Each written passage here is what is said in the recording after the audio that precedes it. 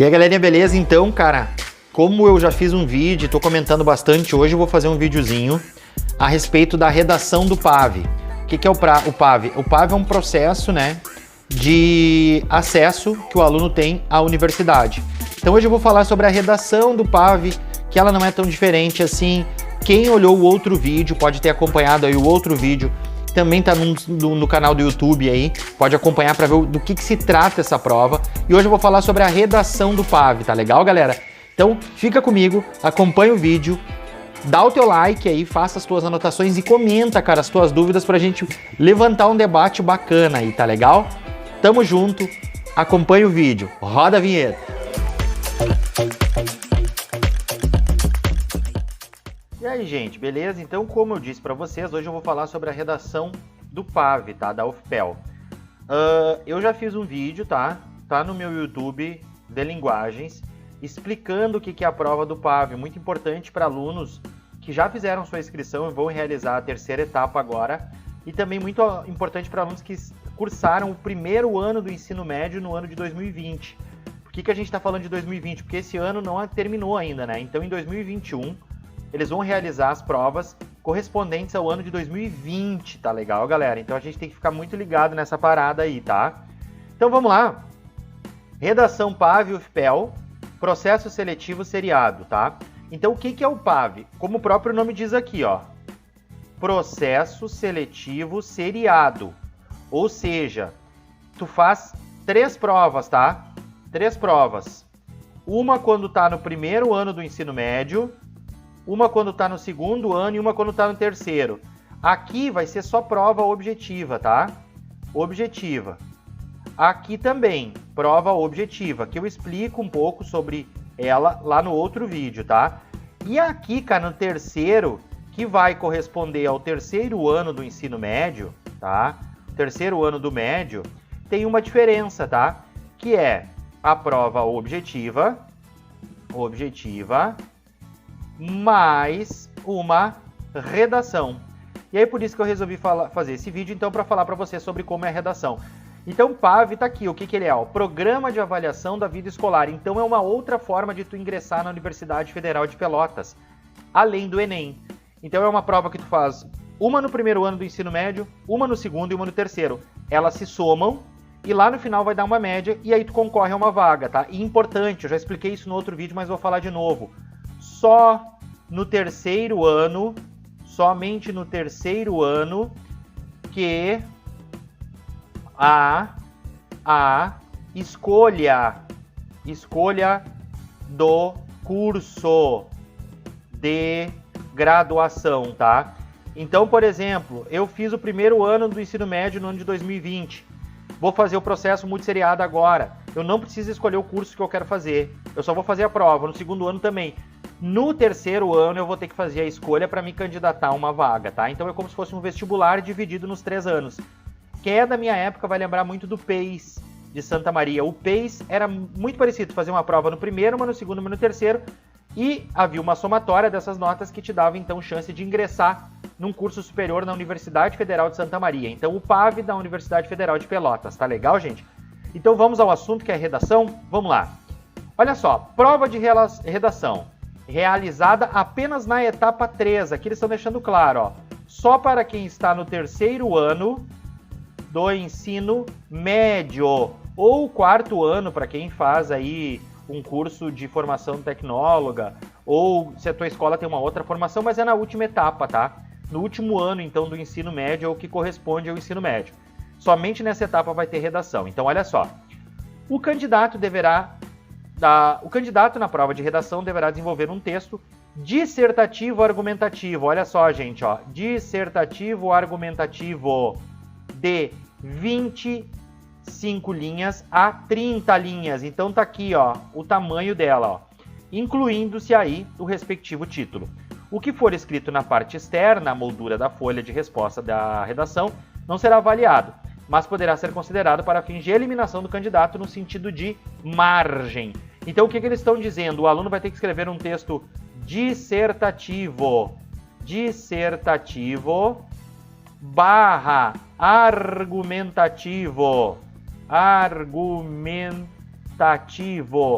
Então, cara, ele é igual à tipologia do Enem. Igual à tipologia Enem, gente, tá?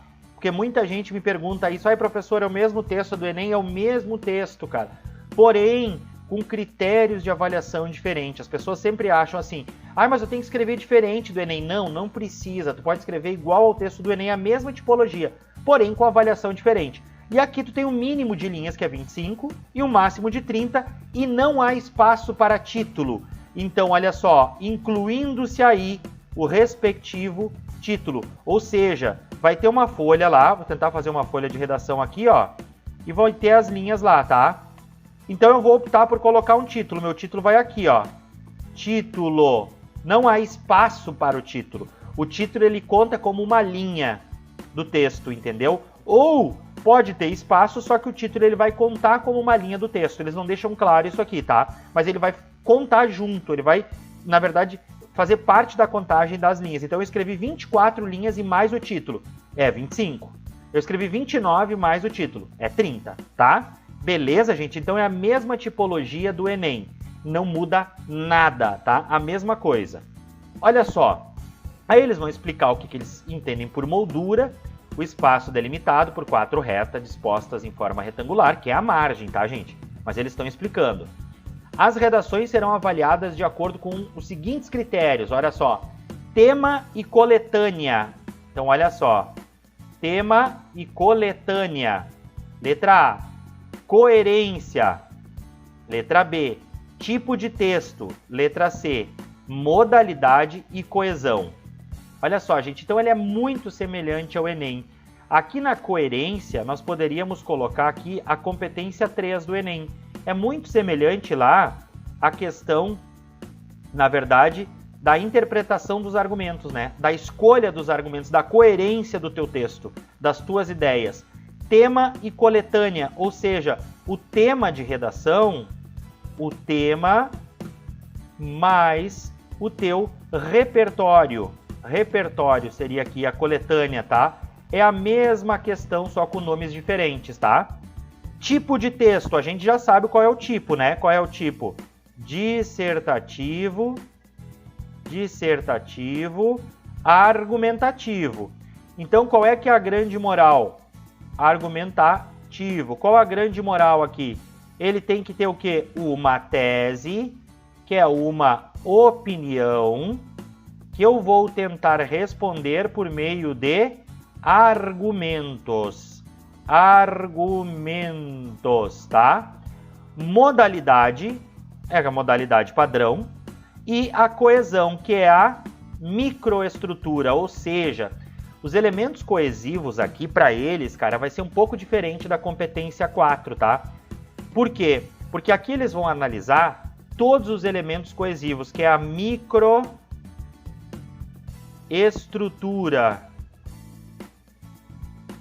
Microestrutura. E o que é a coerência, gente? A coerência é a macro, né? Lembra lá das aulas de redação? Coerência, o todo do texto, para ver se as tuas ideias batem, para ver se os teus argumentos estão bem colocados, para ver se tu colocou ele de forma que as tuas ideias elas não se contradizem. É a macroestrutura do texto. Tema, tu entendeu o tema. E o repertório, o que tu traz, a coletânea de ideias que tu traz para aquele tema, tá? Coerência, então, macro. Tipo de texto, a gente sabe que tem que ter uma tese, tem que ter argumentos. Então, a estrutura desse texto aqui, ó, que quando ele diz para nós na letra C, esse tipo de texto, a gente vai poder seguir o padrão, tá? O padrão, a gente pode seguir o padrão, ou se vocês quiserem colocar modelo, da prova do Enem. Por quê, gente? Porque ele vai seguir o padrão típico lá, né? Que é o quê? Uma tese mais argumento 1 mais argumento 2. É o típico. Aí no D1 o que tu faz? Tu desenvolve o arg 1, lá nas estruturas que a gente já cansou de ver. No D2 o que tu faz? Tu desenvolve o arg 2, tá? É a estrutura padrão. Agora, gente, uma coisa que é diferente é a conclusão do texto. Ou seja, Aqui eles não pedem uma intervenção, gente. Intervenção. Então, eles não pedem uma intervenção. Então, não precisa fazer uma intervenção na tua conclusão. Ah, professor, e se eu quiser fazer uma intervenção? Tu pode fazer, porque é uma forma de concluir o teu texto. O Enem ele só exige uma conclusão, que é uma intervenção detalhada, e ele vai avaliar essa intervenção. Agora, se eu quiser colocar, por exemplo, ó, assim o governo, juntamente com o Ministério da Educação, deve trabalhar mais nas escolas a questão relacionada à violência presente em jogos online. Ponto. Só assim teremos jovens mais conscientes no futuro. Tá vendo a diferença? Eu não detalhei, não precisa ter o agente, o meio, o modo, a finalidade, o detalhamento, tá vendo? Eu concluí o meu texto dando uma possível solução para o problema. Outra questão aqui muito importante que vocês devem prestar atenção, a tua conclusão, de preferência, ela deve ser menor que o desenvolvimento. No Enem isso não é uma regra, porque quando tu faz uma intervenção com todos aqueles detalhamentos, tu pode fazer um parágrafo maior que o desenvolvimento. Aqui não. De preferência, a tua conclusão ela deve ser menor que o teu desenvolvimento. Beleza, gente? Então esses são os critérios que são avaliados na prova de redação do PAV da UFPEL, tá? Muito semelhantes ao Enem, porém com critérios diferentes, mas a tipologia textual é a mesma, é dissertativo argumentativo, tá? Então vamos passar aqui, olha só, a redação deverá atender a proposta dentro dos limites estruturais do texto solicitado, não apresentar excertos da coletânea da proposta de redação, ó. Então aqui, diferentemente do Enem, eles deixam claro, ó, não apresentar excertos da coletânea da proposta de redação. Ou seja, eu não posso copiar nada do texto motivador, nem excertos, nem que eu pegue esses excertos e, na verdade, faça uma interpretação deles, o que é permitido no Enem. Aqui não é permitido, gente, tá? Então, olha só. Outra questão, ó, utilizar adequadamente os recursos coesivos existentes na língua de modo a apresentar progressão articulada das ideias apresentadas e demonstrar domínio da modalidade escrita formal da língua portuguesa, que é um dos itens ali, ó, modalidade que eles chamam, né? Então, modalidade escrita formal eles querem. E aqui eles estão deixando claro o que eles entendem por progressão articulada ou coesão, que é o que a gente já viu algumas vezes que chamamos de progressão temática, tá? Que tem várias formas de realizar ela, através de operadores argumentativos, né? A gente pode realizar elas, a gente pode realizar através de pronomes demonstrativos, a gente pode realizar ela através do mesmo sujeito e assim sucessivamente, tá, gente? Então tem várias formas. Então aqui eles estão deixando claro que é diferente do Enem. Por exemplo, o Enem ele exige no mínimo 2 operadores argumentativos dentre os parágrafos, ou seja, tem que ter entre o segundo e a conclusão, tem que ter entre o primeiro e o segundo, sabe? Tem que ter, aqui não. Aqui tu pode começar um parágrafo com um elemento de progressão articulada, ou seja, com um elemento de progressão temática, que pode ser um pronome demonstrativo, por exemplo. Tá legal, galera? Então a tipologia é a mesma, os critérios de avaliação são outros. Olha o que dá nota 0 para as pessoas, ó. Nota 0 a redação. Apresentar menos de 16 linhas, incluindo o título. Como eu disse para vocês, o título faz parte da contagem das linhas, então menos de 16, 0 a redação. Fugir ao tema, isso qualquer banca zera a redação. Não obediência à estrutura dissertativa argumentativa, também não entender a tipologia. Por escrita a lápis, impossível alguém fazer isso, né? Apresentar marcas de qualquer natureza que possa identificar o candidato, também em qualquer banca. Apresentar assinatura, também. Impropérios, desenhos, a mesma coisa. E folha de redação em branco, mesmo que haja texto escrito na folha de rascunho. O resto é a mesma coisa que qualquer outra banca. O que eu chamo a atenção de vocês aqui de novo? Primeira coisa, excertos. Então, não apresentar, não pode copiar nada do texto motivador. Segunda questão, tem que escrever mais que 16 linhas, ou seja, tem que descrever 16 linhas. Opa, só um pouquinho. Deixa eu só pegar aqui e tirar. Escrever menos de 16 linhas. Então tu tem que escrever um texto de 16 a 25 linhas no mínimo, tá? E máximo 30, beleza, galera? Para efeito de avaliação e de contagem do mínimo de linhas, a cópia parcial dos textos motivadores acarretará desconsideração, olha só. Então aqui eles deixam claro de novo, ó. Se tu copiar algo do texto motivador, isso não vai contar como linha. Então eu escrevi 25 linhas. Tem 3 linhas que são excertos do texto motivador. Eu copiei partes e eu, na verdade, reinterpretei esse fato. Vai ser desconsiderada para nível de avaliação, tá? E a nota do candidato vai ser atribuída da seguinte forma, ó. Também vai ser por 2 avaliadores, ó, tá aqui, ó. 2 pessoas vão corrigir a tua redação, N1 e N2, e nenhum vai ter a nota atribuída pelo outro. Então eu não sei qual a nota o meu parceiro deu. Eu dei tanto, meu parceiro deu tanto. Cada avaliador atribuirá uma nota entre 0 a 10 pontos para cada um dos 5 critérios. E a soma desses pontos comporá a nota final de cada avaliador, que pode chegar a 50 pontos. Então, olha só, cada itemzinho, lembra que era A, B, C, D e E, cada um vale 10. Então, cada um vai dar 50. Qual a discrepância, ó? Se suas notas totais diferem por mais de 12 pontos, tá? Então, o que eles estão dizendo aqui? Não é por critério, gente, é total. Então, por exemplo, ó, o cara lá deu 12. E um deu 10, 10, 10, 10 e 8, deu 48, tá? E o outro cara deu 5, 5, 5 em tudo, tá? Vai dar mais de 12 pontos, né? Então, na verdade, isso vai ser considerado discrepância, tá? Como no Enem, a mesma coisa. Só que aqui eles estão explicando a pontuação, ó. Aí o que eles fazem? Caso haja discrepância, a nota final do candidato será a média aritmética das 2 notas totais atribuída pelos 2 corretores. Quer dizer, caso não haja, tá? E caso haja, haverá recurso de ofício automático e a redação será corrigida por um terceiro corretor, que provavelmente vai ser a nota que mais vai se aproximar, entenderam? Então é como no Enem. Se não houver discrepância, por exemplo, o N1, que é o corretor 1, deu 46, ou 46 para a tua redação. O N2 deu 44, vai somar essas duas e dividir por 2, tá? Então a gente soma aqui, vai dar 10, por exemplo, vai 1, 5 mais 4 dá 90. Dividido por 2, 45 é a tua nota final, num total de 50, tá? Agora, se tiver uma discrepância de mais de 12 pontos, por exemplo, o N1 deu 46 e o N2 deu, sei lá, 30, tem mais de 12 pontos, são 16. Então vai para um N3, que vai dar, por exemplo, 42. Então essa nota se aproxima mais dessa aqui, ó.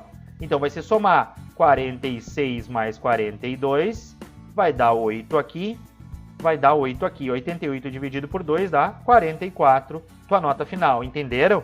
Então a discrepância é nesse sentido que eles estão falando, tá? Beleza, gente? Então encerramos por aqui esse vídeo sobre a redação do PAV. O que vocês devem prestar atenção, então, ó? Retomando, número 1, a tipologia, ele é um texto dissertativo, argumentativo, tá? Tipologia textual.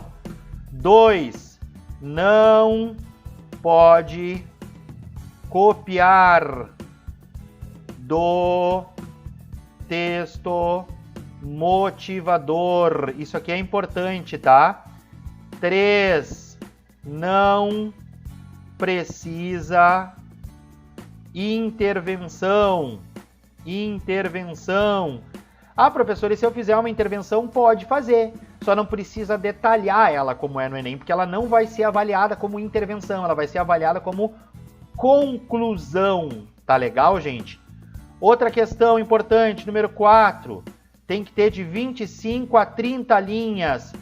E o título, ele conta junto. Não se esqueçam do título, tá? Porque ele conta junto nessa linha aqui. E, número 5, procurem fazer a conclusão de vocês, tá? Um parágrafo menor que o desenvolvimento, tá? Porque é isso que se espera de um texto dissertativo argumentativo, gente, tá? Então, é a mesma estrutura do Enem, tá? Mas com critérios de avaliação diferente. E é isso que é importante para nós aqui, tá legal, gente? Então, para quem vai realizar esse ano a terceira etapa do PAV, porque é só na terceira que tem redação, presta atenção nesse vídeo, deixa teus comentários que eu faço talvez mais vídeos aí para ajudar vocês, tá legal? Show, galerinha, espero que tenham gostado. Curtam aí o canal, se inscrevam que logo tem mais vídeo, beleza? Tamo junto, grande abraço.